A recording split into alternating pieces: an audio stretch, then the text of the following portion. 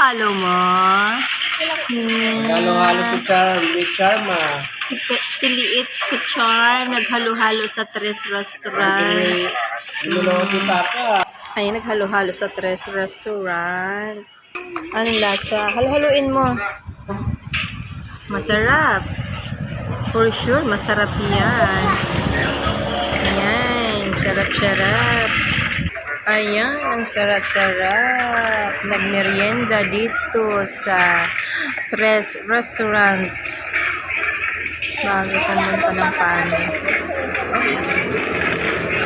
Mangungupas yan? Yan.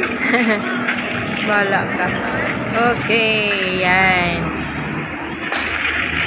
Brewed coffee. Ano yung kinakain mo? Special na, bibingka. Na may buko. Buko.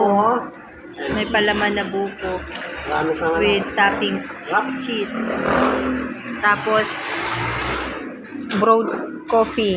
Haha. Yan. Siguro kung samahan mo yun ng cookies, ang sarap niyan. Durugan mo sa loob. Ang sarap niyan. Mamaya. Haha. Diba? Okay, ano man sabi mo? Thank you for watching. Follow for more. Bye-bye. God bless you.